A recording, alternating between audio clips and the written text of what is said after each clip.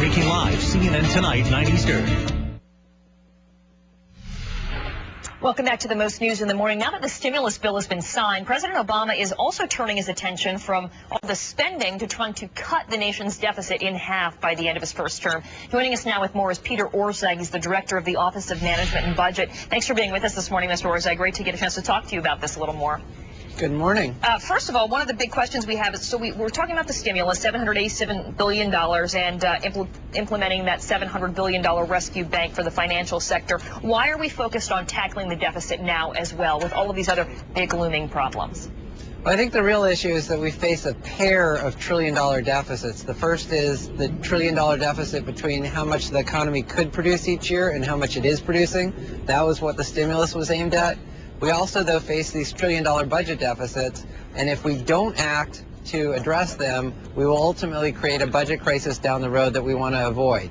So that's going to be the focus of today's Fiscal Responsibility Summit. One of the plans in what we're getting about how you guys are going to implement this is letting former President Bush's tax cuts expire. These are for people or households making more than $250,000 or more a year. And a lot of leading economists are criticizing this, saying that when you raise taxes in the middle of a recession and you raise taxes on the people that are potentially creating the jobs, you end up in a worse situation. How do you respond to that? Well, I think you're going to see more details when we come out with the full budget on Thursday, but rest assured that those tax provisions are not going to occur this year in any case. So while we're in the midst of the recession, we're fighting that with the Recovery Act, and then as you look out over time, we are going to need to bring those deficits down, and shared responsibility is going to have to be part of the package. Mr. Orszag, I think it's interesting that you're talking about cutting the deficit in half by the year 2013, but then it would still be higher than last year's deficit, which was a record. So we're still talking about an awful lot of red ink. At the same time, we're talking about a banking system that seems to be on the ropes. Can you tell us a little bit about what the White House is doing or thinking about what's happening right now with the bank system? There's this Wall Street Journal report that perhaps the government would take a bigger stake in Citibank.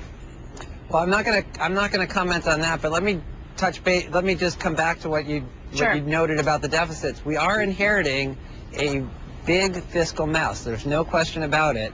What we're going to do is try to work that deficit down, but do it honestly without gimmicks. I mean, for example, previous budgets would assume that there were never any more hurricanes or disasters. That's obviously not particularly realistic. We're not going to play that kind of game.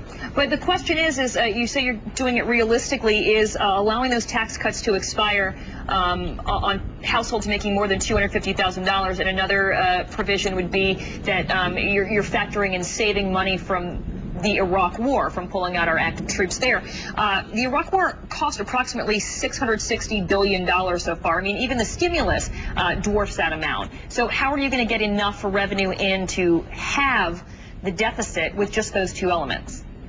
Well, that's going to be a big part of it. Also, as we move out over time and the economy recovers, that's going to help the budget also. You're going to see you'll see all the details on Thursday, and we can have another discussion then. Great. Well, a Harvard economist earlier in the program told Karen that these assumptions were wildly optimistic. How do you hope to make these targets, and how committed is the president to making really tough choices to make it happen?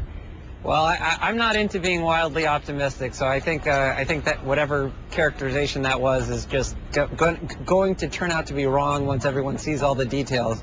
But again, what we're trying to do is use a realistic set of budget projections where we're not going to pretend that there are no more hurricanes or disasters. We're not going to pretend that the alternative minimum tax takes over the tax code, and we get the deficit in half by 2013. The other quick question is, you're talking about possibly having to make some painful, choices, cutting defense, possibly cutting health care, possibly having to tackle the entitlement programs. Can you give us any more details on exactly how that might work? Well, and that's going to be the focus of today's Fiscal Responsibility Summit. What I would say is healthcare is clearly the key to our fiscal future. So we need to get healthcare costs under control, and we want to do that this year. All right, 12Orszag, thank you so much from the White House lawn this morning. Thank you, sir. Also, a couple of quick reminders. The economy is going to be the big focus of President Obama's address to the joint session of Congress tomorrow night. You can see it live here on